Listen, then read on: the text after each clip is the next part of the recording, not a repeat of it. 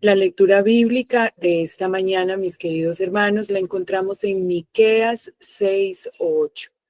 Oh hombre, Él te ha declarado lo que es bueno y que pide Jehová de ti, solamente hacer justicia y amar misericordia y humillarte ante tu Dios. Amén. Amén. Voy a solicitar que una vez más invitemos la presencia divina para nuestra reflexión de esta hora. Oremos. Querido Padre Celestial, tu palabra es clara. No nos habla de no sé cuántas cosas, sino de una cosa en particular, a través de la cual van a fluir como raudales todas las riquezas de tus misericordias y de tu gracia.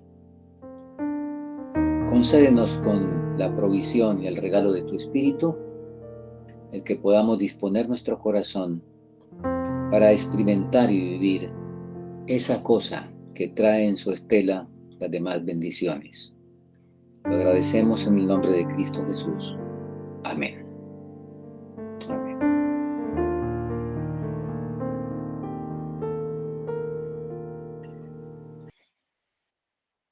Muy bien, hermanos, una vez más saludo para todos, para los que se han unido en estos últimos minutos en las diversas latitudes, y saludo particularmente a los hermanos por allá de Europa, por razón de, bueno, de la distancia, aunque ahora las distancias son iguales a través de estos medios, ¿verdad? El Señor les acompañe a todos con su gracia y podamos permitir que su palabra no vuelva a Él vacía en lo que a nosotros respecta, sino que haga exactamente lo que debe hacer, cumpliendo el propósito para el cual Dios la envió. Vamos, hermanos, a hacer un recuento. Un servidor ha visto la necesidad, ha sentido la necesidad de que apuntalemos un poco más lo que ayer mencionamos en relación con el pecado, en razón de que es el asunto fundamental sobre el cual se construye el resto de cosas en las doctrinas y en la doctrina que tiene que ver con la justificación por la fe.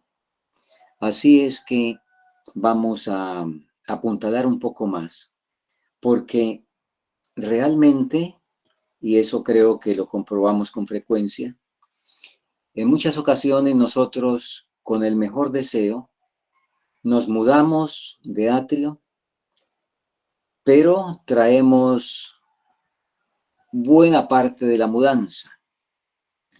Cambiamos el domingo por el sábado, pero algunas cosas, y no lo sabíamos y quizá no lo sabemos, las hemos traído, y el Señor, por supuesto, dice: las cosas viejas pasaron y todas son hechas nuevas. Así es que vamos a empezar nuestra presentación repasando la naturaleza y el proceso del pecado. Ayer comentamos varias cosas y vamos a enumerarlas tal como les van a aparecer en pantalla.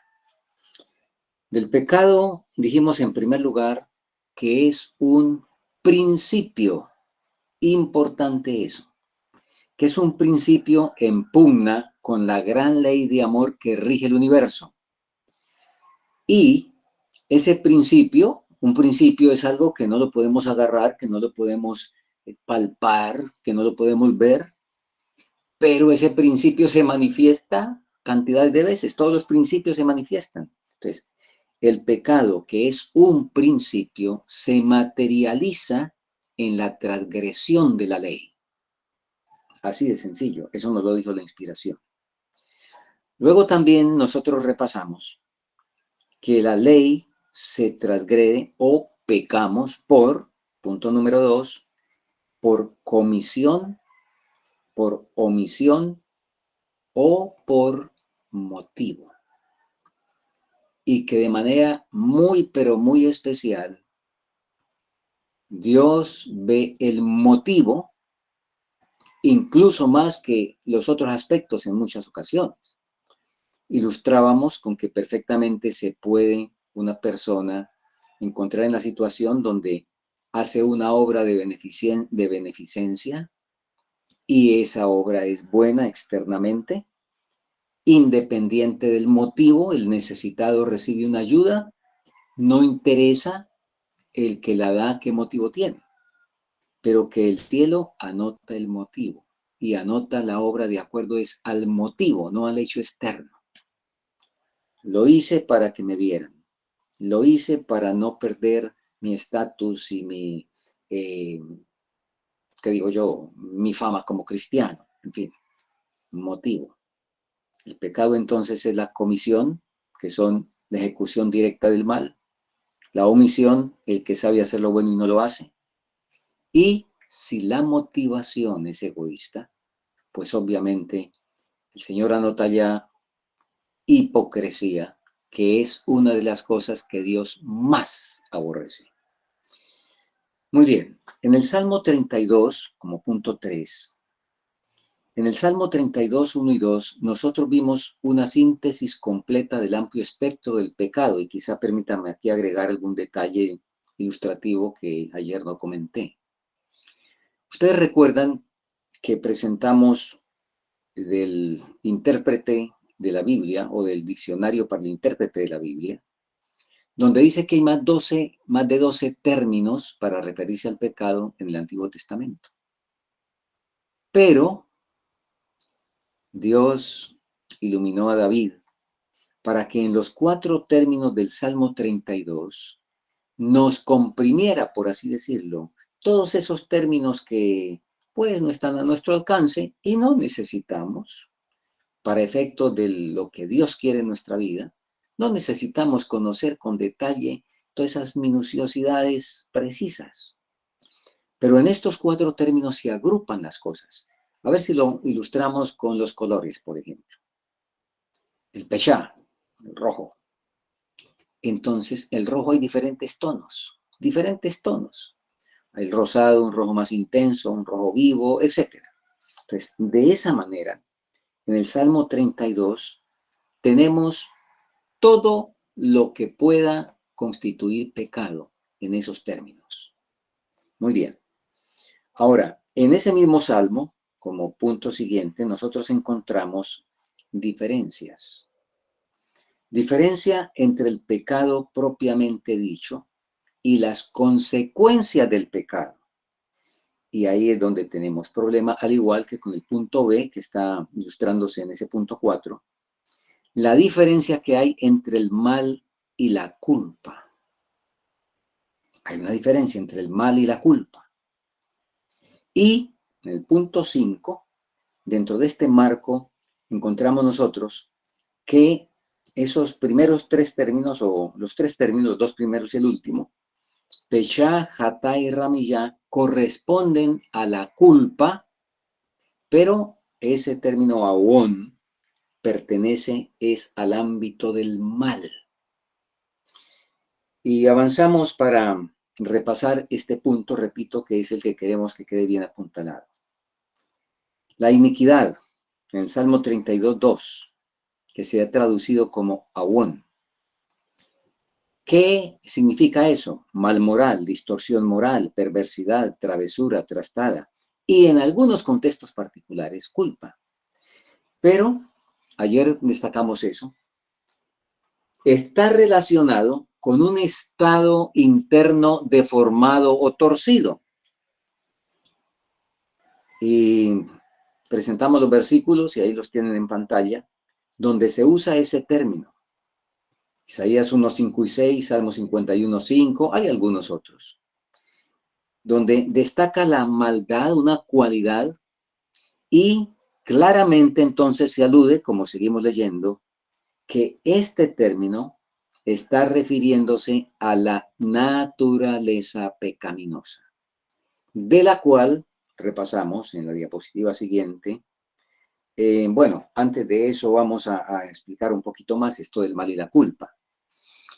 Todo lo que es contrario a la voluntad de Dios está equivocado, ¿sí? Claro que sí. Todo lo que es contrario a la voluntad de Dios está equivocado. pero no todo lo que está equivocado es transgresión y por lo tanto, no todo lo equivocado es pecado, en el sentido como la palabra lo presenta. Y vamos a ir a la Biblia, y aunque están ahí resumidos, les invito a abrir sus Biblias y leer directamente del texto físico, Romanos 8, 20 a 22. Romanos 8, 20 a 22. Leemos. Porque las criaturas, la versión que está en la pantalla dice porque la creación, porque las criaturas fueron sujetadas a vanidad, no voluntariamente, sino por causa de aquel que las sujetó en esperanza. Porque las mismas criaturas serán libradas.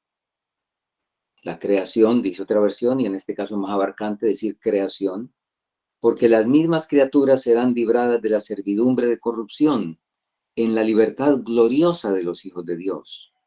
Porque sabemos que toda la creación gime a una y está en dolores de parto hasta ahora. Y podemos agregar el 23, y no solo ella, sino que también nosotros que tenemos las primicias del Espíritu, nosotros también gemimos dentro de nosotros mismos, esperando la adopción, esto es, la redención de nuestro cuerpo. Muy bien. Entre estos versículos que hemos leído, ustedes encuentran en pantalla Hechos 3, 19 al 21, donde nos habla en el mismo lenguaje, y vamos a leerlo. Hechos 3, 19 al 21.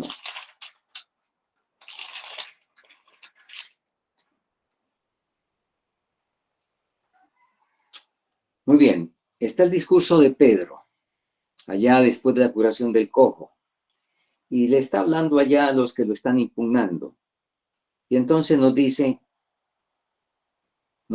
que así que arrepentíos y convertíos para que sean borrados vuestros pecados, para que vengan de los tiempos de refrigerio de la presencia del Señor, y Él envía a Jesucristo, que hoy fue antes predicado, a quien ciertamente es necesario que el cielo reciba hasta los tiempos de la restauración de todas las cosas.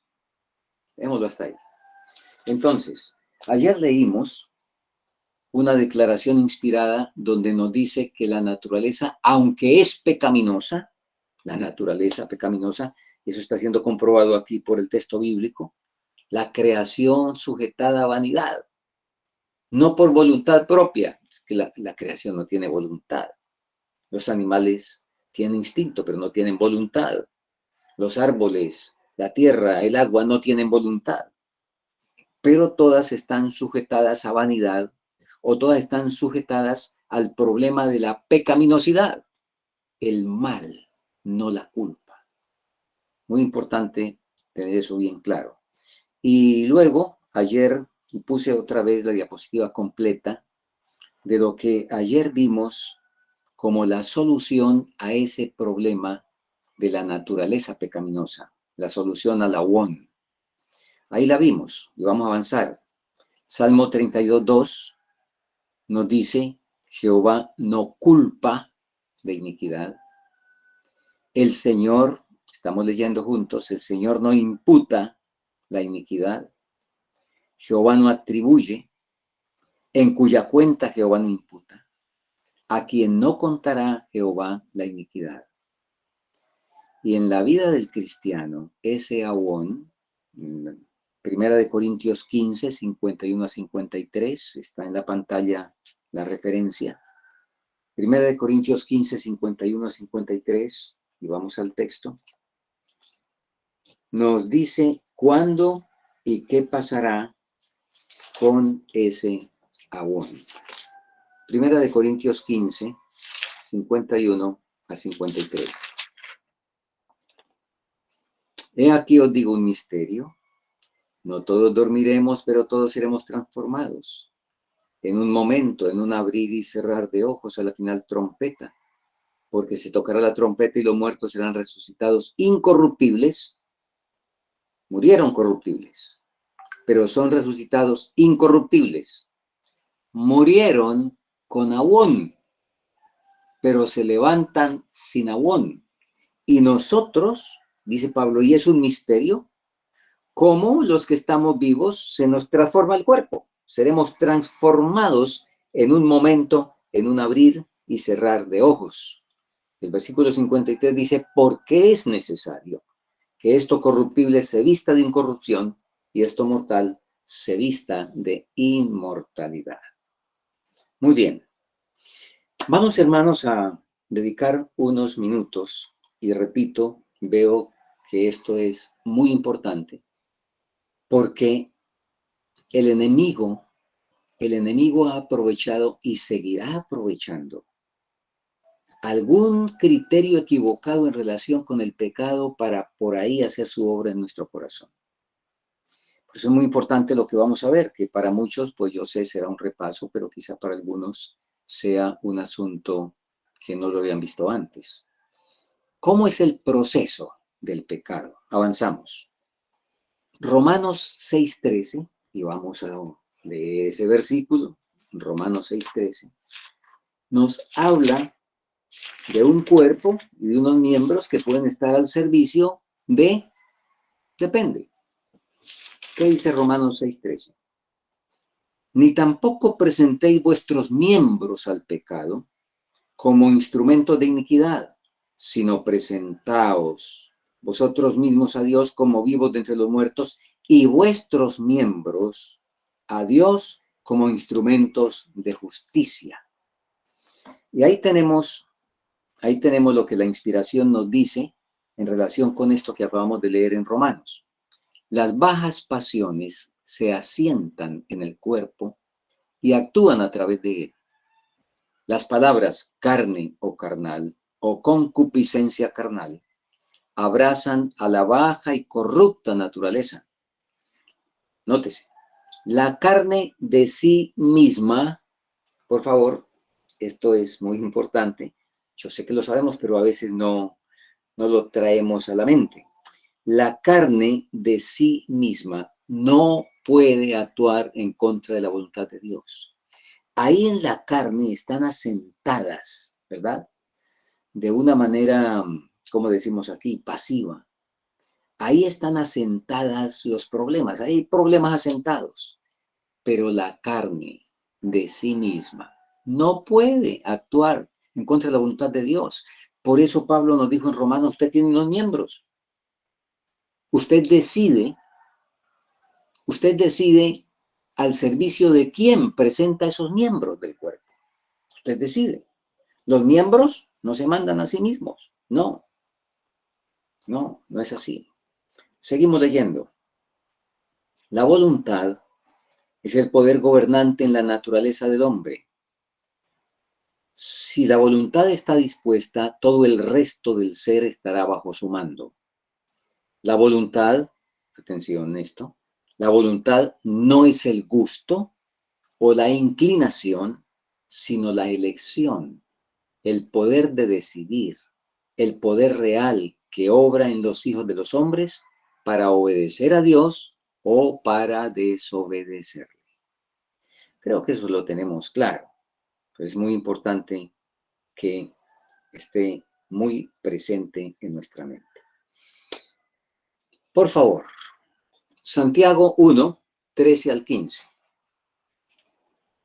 Santiago 1, 13 al 15. Y vamos a leerlo antes de ver el resto que viene.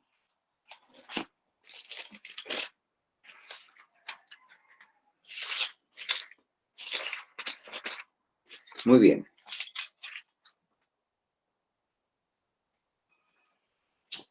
Cuando uno es tentado, no diga que es tentado de parte de Dios, porque Dios no puede ser tentado con el mal, ni Él tienta a nadie, sino que cada uno es tentado cuando de su propia concupiscencia es atraído y seducido. Y la concupiscencia, cuando ha concebido, da a luz el pecado, y el pecado, siendo consumado, engendra muerte. Aquí encontramos, a juicio de un servidor, el mejor texto bíblico que nos presenta el momento exacto en que ocurre el pecado. Y vamos a leer en la pantalla la enumeración del proceso completo del pecado.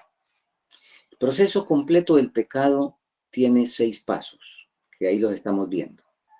En primer lugar, la atención. Segundo, la consideración o evaluación. Tercero, deseo. Cuarto, decisión. Quinto, plan. Y sexto, acción. A ver si explicamos un poquito. ¿Qué quiere decir la atención? Bueno, algo que nos llama, como la palabra dice, la atención. Ocurrió una explosión a mis espaldas, un tremendo golpe. Eso llama mi atención y yo automáticamente dirijo hacia allá la vista. Eso es la atención. Ahora, cuando dirijo la vista hacia donde escuché que proviene ese golpe, entonces ahora vi que no fue un cilindro de gas que explotó e hizo tremendo sonido, sino que fue que se chocaron 2 carros. ¿Qué es eso? Evaluación. Ahora, esa ilustración no me sirve para el punto 3 y lo demás, porque eso, ¿qué deseos va a despertar? Pero ahora cambio la ilustración. Una persona que desarrolló el hábito desde niño, se lo desarrollaron de comer helados comercialmente y come helados, bueno, casi todos los días. Ahora toma conciencia de lo inconveniente de eso y toma decisión de dejar ese hábito. Se propone, le pide al Señor ayuda, va de pronto caminando por una calle desconocida que no ha transitado antes, no sé qué tipo de negocios hay, y de repente sus ojos se chocan, no porque estaba buscando, se chocan con un anuncio, con un cuadro donde hay un cono muy llamativo, y cuando ve eso, inmediatamente evalúa. Eso no es un objeto, eso es algo muy deseable. Él evalúa e inmediatamente, ¿qué surge adentro? Surge el deseo, surge el deseo. Ahora, hasta ahí, bueno, ¿qué va a hacer? Se le vuelve la boca agua y no resiste, toma la decisión de comerse un helado. Elabora un plan. El plan es muy sencillo, es dirigirse allá y es revisar en el bolsillo y entonces complementar o concluir el proceso, la acción. Pregunto, de acuerdo a Santiago, de acuerdo al texto de Santiago, ¿se necesita llegar al 6.º punto para que sea pecado? ¿Necesitamos llegar hasta allá? No, y todo yo creo que sabemos que no. Entonces, ¿en cuál de los puntos enumerados ya se materializa, por así decirlo, en lo que respecta a la parte espiritual? Porque la materialización física puede ser en el punto 6. Pero hablando en términos de salvación, de la evaluación como Dios la hace, ¿en cuál de esos puntos ocurre el pecado? Atención, evaluación, deseo, decisión, plan, acción. ¿En cuál? Bueno, pueden contestar quienes deseen o contéstelo en su mente. Muchos piensan que el problema está en el deseo, pero resulta que por la naturaleza pecaminosa, tiene las características que tiene. El problema no es que aparezca el deseo. Santiago, ¿qué nos dijo? Cuando de su propia concupiscencia es atraído y seducido. La naturaleza pecaminosa propone, pero la voluntad decide, la voluntad dispone. Y ahí está el problema.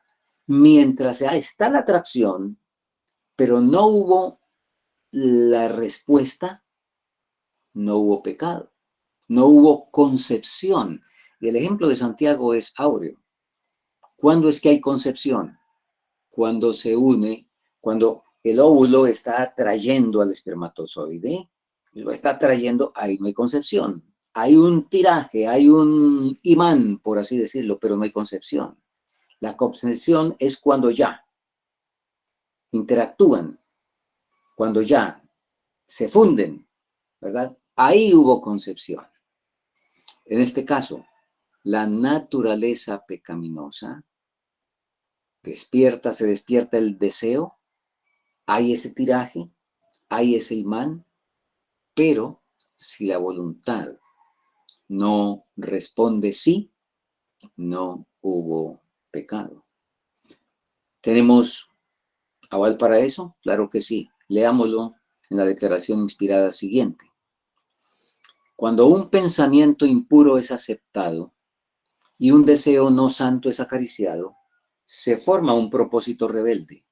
La pureza del alma es manchada, su inocencia es arruinada.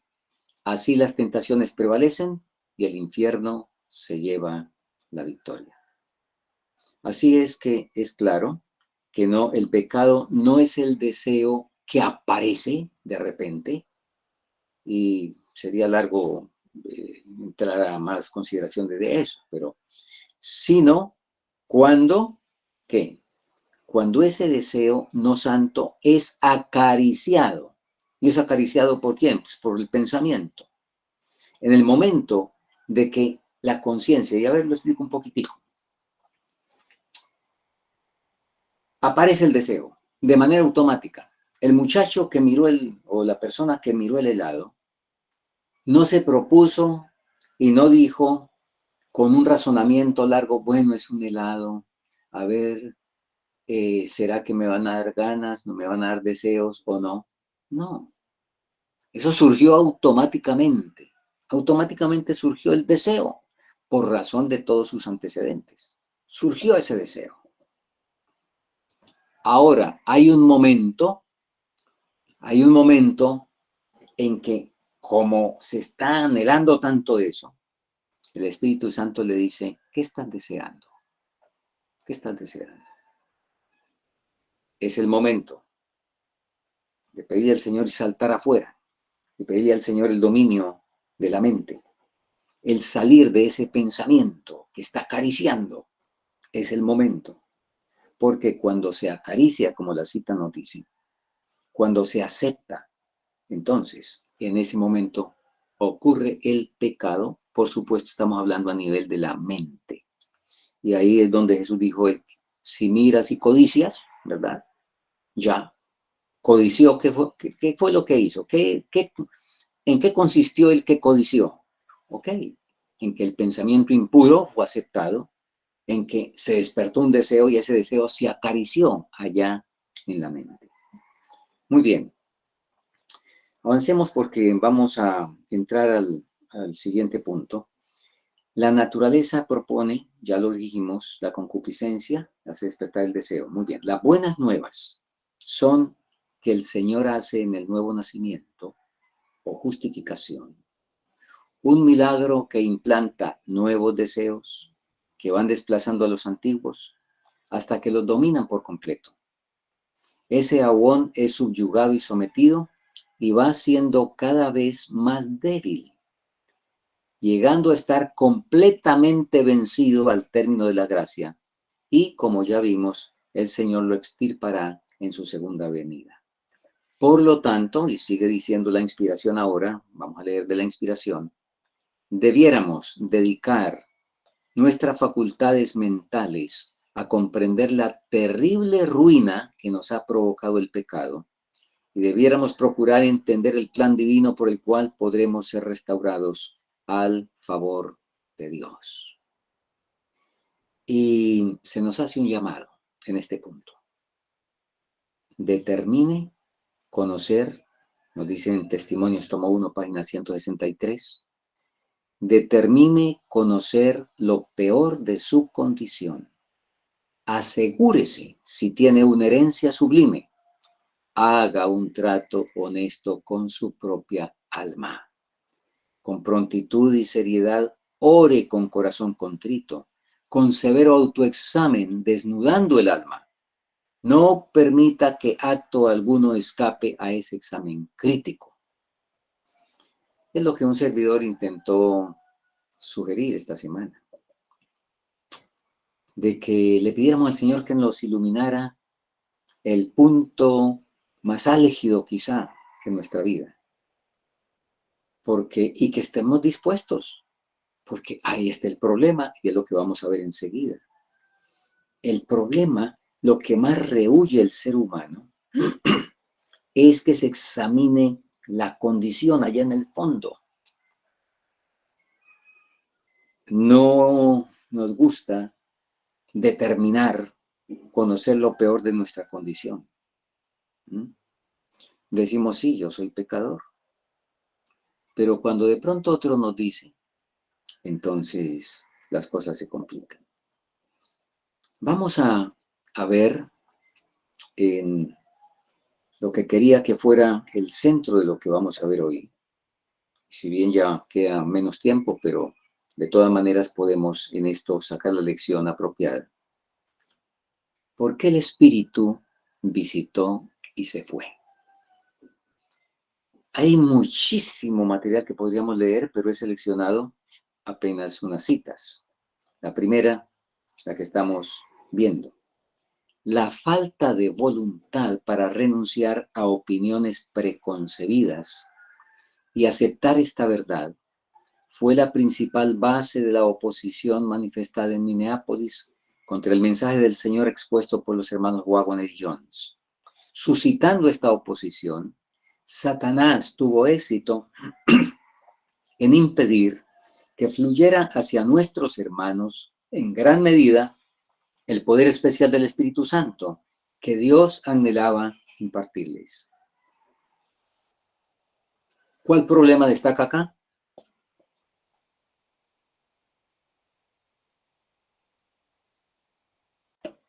¿Cuál problema se destaca? La falta de voluntad para renunciar a opiniones preconcebidas. Ahora, no fue lo único, pero aquí nos dice, fue la base principal. Queridos hermanos, los prejuicios. En una declaración en Mensajes Selectos, la sierva del Señor dice, cuando permitimos que el prejuicio forme, digamos, parte de nuestra vida, ni un ángel del cielo. Aquí tenemos los prejuicios, la falta de voluntad para renunciar a opiniones preconcebidas. Fue la base principal del problema en Minneapolis. Perdón. Avancemos. Ayer, digo mejor, antes de ayer, en la última sesión donde analizamos la historia ya de manera concreta,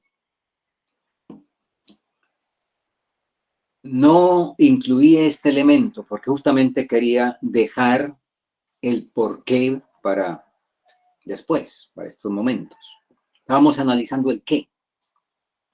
En las primeras 3 sesiones nosotros vimos el qué, cuál fue el problema, cosa que, como dijimos, no es agradable. Ahora, si sabemos el qué y no sabemos el por qué, ¿cuánto vamos a solucionar? ¿Cómo sabemos la solución? Hay que saber el por qué. Ya vimos en la cita anterior un asunto principal. ¿Cuál? El que leímos. Falta de voluntad para renunciar a opiniones preconcebidas. Ahora aquí encontramos otro elemento que con esos dos suficiente, o con este suficiente o con el otro suficiente, pero cuando se juntan, pues ya no hay más que hacer. Leemos ahora el por qué no pudo el Espíritu Santo ser impartido en 1901, que fue básicamente también misma razón de 1888. Dice la sierva del Señor, Cierto mediodía estaba escribiendo sobre la obra que podría haberse hecho en el último congreso de la Asociación General. Si los hombres en cargo de confianza hubiesen seguido la voluntad y el camino de Dios, aquellos que habían tenido gran luz no habían caminado en ella. La reunión terminó y no se había efectuado un cambio de actitud. Los hombres no se humillaron ante el Señor como deberían haberlo hecho, y el Espíritu Santo no fue impartido. ¿Por qué no fue impartido el Espíritu Santo? Porque los hombres no se humillaron ante el Señor. Seguimos leyendo otra cita que no creo que necesite comentario. Procuré ver la humildad de corazón. Nótese cómo empieza este asunto. Procuré ver la humildad de corazón que debiera siempre asentarse como una vestimenta apropiada en nuestros ministros, pero no la llevaban. Busqué el amor profundo por las almas que el Maestro dijo que debían poseer, pero no lo tenían. Quise escuchar las oraciones fervorosas, ofrecidas con lágrimas y angustia de corazón a favor de los impenitentes e incrédulos en sus propios hogares y en la iglesia, pero no se escuchaba ninguna. Unos pocos que son fervientes y humildes buscaban al Señor. No olviden de quiénes está hablando. En algunas de estas reuniones, 1 o 2 ministros sentían su responsabilidad y estaban sobrecargados como carretas bajo el peso de las gavillas.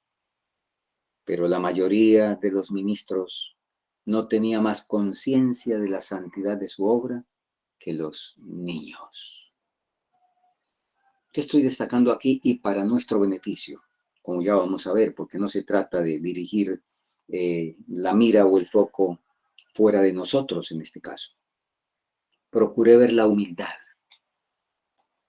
La cita anterior dice, los hombres no se humillaron. No hubo humildad. Y donde no hay humildad, no hay, escuchemos bien, donde no hay humildad, no hay nada. Y nada es nada. Hablando de lo que Dios puede aceptar.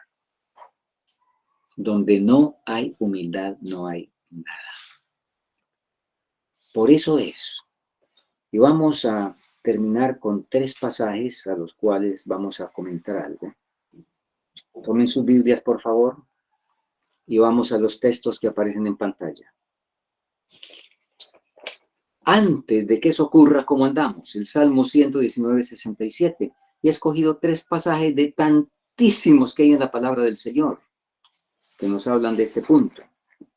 En el Salmo 119, 67 nos dice, antes de que fuera yo humillado, descarriado andaba, pero ahora guardo tu palabra. O sea, al humillarse o al ser humillado, sí fue que no se quiso humillar y le tocó al Señor. Entonces, ahora dice, guardo tu palabra. Hermanos, recuerden esa cita clásica de Testimonios para Ministros, página 456, donde se nos define la justificación por la fe y como lo explicamos ya en las sesiones del momento, esa cita no puede referirse a un momento puntual, sino se refiere al proceso completo, como repito, explicamos, de justificación por la fe. Esa cita que dice, ¿qué es justificación por la fe? Es la obra de Dios que abate en el polvo la gloria del hombre y hace por el hombre lo que el hombre no puede hacer por sí mismo. Cambiemos la gloria del hombre por una palabrita. Justificación por la fe es la obra de Dios que abate en el polvo el orgullo del hombre. ¿Cuánto le cuesta al Señor lograr eso en nosotros? ¡Qué tragedia! ¡Qué tragedia! ¿Cuánto le costó con un hombre de la antigüedad que le dio una tremenda visión? Y el hombre se impactó, pero se le olvidó. Después el Señor le permite ser testigo de 3 muchachos en un horno ardiendo a no sé cuántos grados y que salen absolutamente ilesos. Y todavía no. Y veía el ejemplo de esos muchachos. Y pasaron los años. Finalmente el Señor tuvo que tomar una medida que para el Señor no es nada agradable, pero que en su afán, en su deseo, en su anhelo de salvar, pues si lo obligamos, toma esas medidas. Y mandó a este personaje a comer clorofila durante 7 años. Ustedes saben de quién estamos hablando. Bueno, la clorofila es muy buena para el orgullo. Eso nos dice la experiencia en Nabucodonosor. Y a los 7 años, entonces, al fin, se logró. Se logró que esa persona permitiera que fuera abatida en el polvo su orgullo. Segunda de Crónicas 7:14 nos presenta la promesa que ocurre cuando se da ese primer paso. Segunda de Crónicas 7:14 es uno de los textos también clásicos que nosotros tenemos como adventistas, sobre todo cuando hablamos del reavivamiento, de esa resurrección de muerte a vida. Si se humillare mi pueblo, sobre el cual mi nombre es invocado, y oraren y buscaren mi rostro, y se convirtieren de sus malos caminos, entonces yo iré desde los cielos, perdonaré sus pecados y sanaré su tierra. Es que, hermanos, si se humillare mi pueblo, Jesús en el Sermón del Monte dejó muy claro que la entrada al reino de los cielos, la puerta se llama humildad. Bienaventurados los pobres de espíritu, cámbialo por humildes, es la misma cosa. Porque de ellos es el reino de los cielos. Porque cuando eso ocurre, es como cuando una represa se destapa. Cuando una represa se destapa, lo demás se viene encima y no hay alternativa. Eso, las consecuencias siguen. Hasta cuando la represa no se destapa, bueno, es una situación. Pero cuando se destapó, permítame usar esa ilustración para las bienaventuranzas y para el reino de los cielos. Esas bendiciones que el Señor tiene allá en Mateo 5, la naturaleza del reino, eso de la mansedumbre, de los misericordiosos, de los limpios de corazón, de los que tienen hambre y sed de justicia. Eso se destapa, eso llega cuando se destapó la represa. Bienaventurados los pobres de espíritu. Y eso es lo que más le cuesta al Señor con nosotros. Qué tragedia, qué tragedia. Pero qué bendición cuando eso se le permite al cielo. Ahí está la promesa. Segunda de Crónicas 7:14. Si se humillaren mi pueblo y oraren y confesaren su pecado, etc., sanaré. Y ya referí a Mateo capítulo 5, versículo 3. Bienaventurados los pobres de espíritu, porque de ellos es el reino de los cielos. Hermanos, eso que faltó en Minneapolis, eso que faltó en 1901, no debe faltar en mi hogar, no debe faltar en mi vida, porque es lo mismo. El problema es el mismo, no interesa con quién y en dónde. Entonces, yo debo permitirle al Señor, pedirle de corazón que eso tome asiento en mi vida. Querido hermano, no sé si usted encuentra difícil pedirle perdón al hijo, pedirle perdón a la esposa. Si encuentra difícil reconocer que se equivocó. Si eso nos cuesta y no somos capaces y decimos es que no puedo, pues el asunto no está nada bien, no está nada bien, porque debe ser un asunto muy fácil, en el que está conectado con el Señor. Qué fácil es decir, cuando se equivoca, perdóneme. Y cuando el otro se equivoca, qué fácil es perdonar. Y ustedes saben que esas dos cosas son siameses. No se da el hecho de que alguien realmente confiese su pecado de corazón, pero que no puede perdonar, que no es capaz de perdonar porque es que no es capaz. No, van juntas.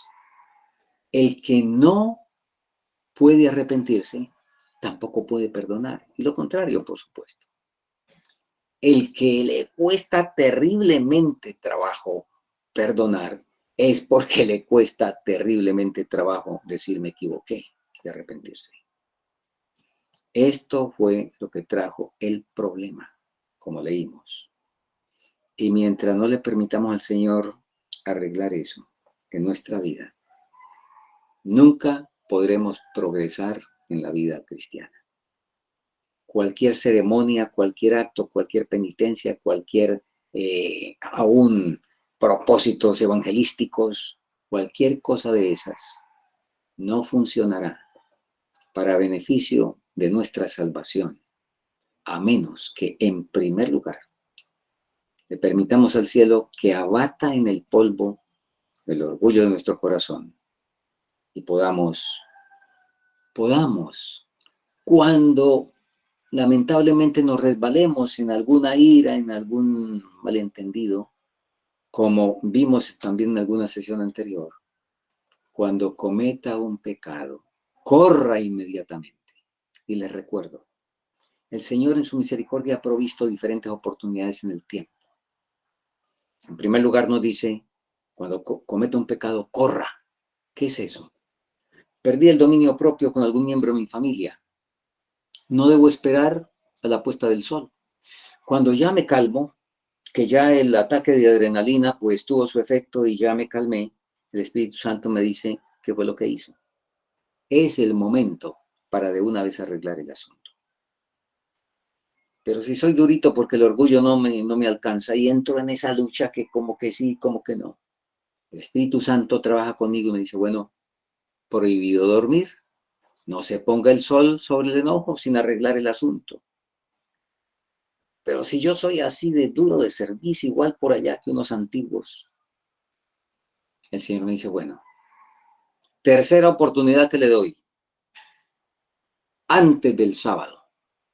No debe, no puede entrar al sábado así. Se ha amargado la vida toda la semana, ha amargado la vida a los otros por la falta de humildad, de humillarse. ¿Va a entrar así al sábado? Arregló la casa, barrió, preparó la ropa, lustró los zapatos y lo más importante, no lo va a hacer. ¿Se va a permitir entrar al sábado con una indisposición con otro ser humano? ¿Qué es eso que está haciendo? Bueno, me demoré, he estado retardado, pero el Señor en su gran bondad me va dando oportunidades. Hermanos, roguémosle al cielo y si queremos salvarnos, digámosle con seriedad lo que hay como mensaje en un canto que si meditamos en él y si lo cantamos de todo corazón, el Señor nos va a responder. Pero debemos prepararnos. Por allá es el himno 396 en el Diccionario Antiguo, donde dice, una es, Señor, mi petición, si en mi senda infiel erré, sea por agua o en crisol, oh, límpiame, oh, límpiame. Límpiame de mi maldad. En tu crisol, ¿sabemos lo que es eso? En tu crisol si es menester, no importa el medio. Pero resulta que nosotros queremos decirle al Señor cuál es el medio. Y el medio es que no nos duela. Y si tenemos un hijo que de pronto se desvió por los motivos que sean, estamos orando y aún con lágrimas, Señor, vuélvelo a traer. Pero Señor, que no se caiga, que no se raspe, que no se le parta ningún brazo en ese proceso. Es el sentir humano. No importa el medio. Cuando oramos así de todo corazón, el Señor nos responde y tendremos que aceptar el medio y agradecer al Señor. Si el medio es irse 7 años a comer clorofila, si el medio es ser en un momento dado privado de la libertad, si el medio es el que sea, el que sea. Gracias a Dios por la salvación que Él nos ofrece y que Él insiste para lograr en nosotros ese objetivo y aún, como último recurso, usa los medios que nunca Él quisiera usar, pero que llegan a ser redentivos. Que el Señor nos ayude, hermanos, para que tengamos ese corazón y se lo pidamos a Él. Y entonces les animo, espero que ninguno tenga ningún asunto pendiente con otro, pero es la oportunidad, hoy día de preparación, antes de entrar al sábado, que entremos al sábado en paz con Dios, con nuestro prójimo y a nivel de conciencia con nosotros mismos. Vamos a orar. Querido Dios y Padre, cuánto agradecemos que tú quieres cada vez más trabajar en nuestras vidas para que podamos reflejar la imagen de aquel que vino a morir por nosotros. Señor, queremos aprender del que dijo: aprended de mí que soy manso y humilde de corazón. Es el único maestro. Ayúdanos a entender esto y a poner los ojos en Él para ser transformados a su imagen. Gracias por escucharnos. Oramos en el poderoso nombre de nuestro Redentor e Intercesor y Salvador, Cristo Jesús.